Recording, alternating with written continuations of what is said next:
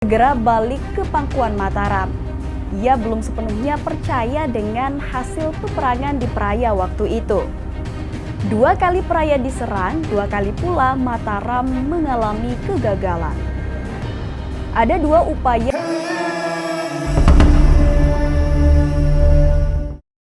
Oke Sobat Nusa, kemarin kan kita sudah membahas tentang Conggah Praia Part 2. Nah, selanjutnya sekarang kita akan membahas tentang Conggah Praia Part 3.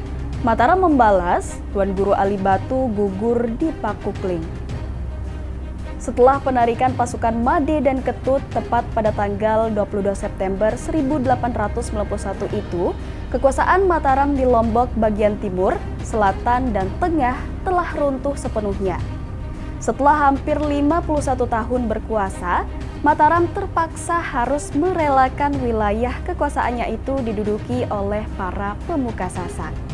Di Cakranegara, Raja Mataram berpikir keras bagaimana caranya agar wilayah yang diduduki oleh pemuka Sasak segera balik ke pangkuan Mataram. Ia belum sepenuhnya percaya dengan hasil peperangan di Praia waktu itu.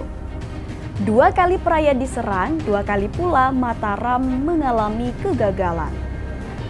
Ada 2 upaya yang terlintas di kepala anak Agung Gede Ngurah Karangasem, sang Raja Mataram pertama waktu itu. Ia meminta pada Gusti Gede Jelantik, salah satu keponakannya di Karangasem, untuk segera mengirim 4.000 pasukan bantuan. Kedua, sambil menunggu pasukan dari Karangasem tiba, Raja memerintahkan untuk membangun 3 garis pertahanan berlapis. 3 garis pertahanan berlapis itu terdiri dari, yang pertama, daerah di sepanjang Sungai Babakan seperti Narmada, Tanak Beak, dan Kediri ini dibangun benteng-benteng yang kokoh. Nah, benteng inilah yang terbuat dari kayu dan bambu yang dilengkapi dengan berbagai senjata.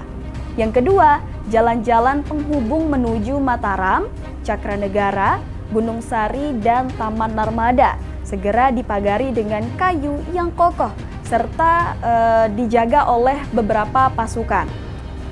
Ketiga, kota Mataram dan Cakranegara dikelilingi dengan tembok dan pagar berlapis 2 yang setiap jarak 2 meter diisi dengan semak berduri dan dilindungi oleh meriam. Selesai dengan pekerjaan membangun benteng, Raja beserta para punggawa dan ribuan pasukan mengambil posisi di sepanjang sisi barat Sungai Babak. Mataram telah menyiapkan diri jika sewaktu-waktu Laskar Sasak datang menyerang. Serangan yang dinanti pun datang juga tepat pada tanggal 25 September. Gabungan pasukan Sasak yang berasal dari Rarang, Masbage, dan Pringgabaya menyerang benteng Mataram yang ada di Tanak Beak. Nah, serangan ini yang mudah dihalau oleh Mataram. Pasukan Sasak harus puas dengan hanya membangun benteng pertahanan pada sisi timur Sungai Babak. Kemudian tepat pada tanggal 27 September, pasukan Sasak dari Kopang dan Batu Kliang mencoba untuk menerobos benteng Mataram di Narmada. Nah, serangan ini pun bernasib sama dengan serangan yang pertama gagal. Selanjutnya pada tanggal 2 Oktober, pasukan Sasak dari Praia, Sakra, Jerowaru menyerang pertahanan Mataram yang ada di Kediri waktu itu. Nah, sekali lagi serangan ini menuai kegagalan seperti sebelumnya. Gagalnya 3 serangan pasukan Sasak itu disebabkan oleh beberapa faktor. Salah satunya adalah serangan itu tidak terkoordinir dengan baik.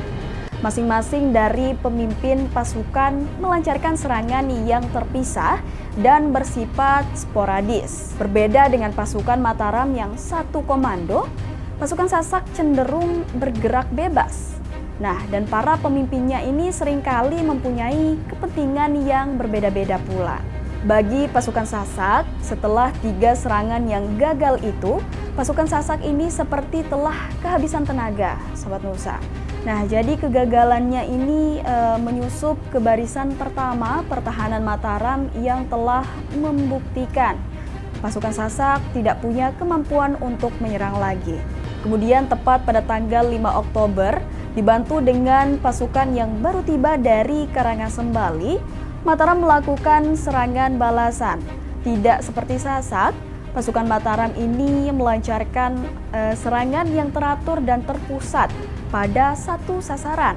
Nah, serangan pertama kali ini ditujukan pada Pakukling yang merupakan benteng pertahanan Sasak di wilayah selatan Lombok. Pertempuran berkecamuk dengan hebat. Awalnya Sasak berhasil menghalau Mataram, namun segera pasukan bantuan dari Narmada dan juga Tanak Beak datang untuk membantu Mataram pada saat itu. Karenanya Pakukling dapat ditundukkan, seluruh rumah dibakar dan diratakan dengan tanah. Sehingga pada pertempuran kali ini Tuan Guru Ali Batu gugur dalam peperangan. Selesai dengan Pakukling, Mataram kembali bergerak ke Praya. Di Praya, Mataram kembali mendapatkan perlawanan yang dahsyat. Hampir setiap rumah dan setiap orang melakukan perlawanan kepada Mataram waktu itu. Rakyat Praya berperang dengan gigih. Akibatnya, untuk ketiga kalinya Praya tidak dapat dikuasai oleh Raja Mataram. Namun, akibat dari pertempuran Praya ini sungguh sangat memprihatinkan. Hampir semua kampung dan rumah ludes terbakar. Bukan itu saja, lahan pertanian dan sarana irigasi juga ikut dihancurkan. Mataram cerdik dalam berperang. Di hampir semua desa yang diserang, lahan pertanian dan irigasi menjadi tujuan utama penghancuran mereka. Tujuannya sangat jelas tentunya. Dengan hancurnya lahan persawahan, suplai makanan akan terganggu. Pasukan Sasak lambat laun akan menderita kelaparan. Bahkan salah satu sumber menyebut, akibat dari hancurnya lahan pertanian ini, beberapa pasukan dan rakyat Sasak harus memakan bongkol pisang sebagai pengganjal perut mereka.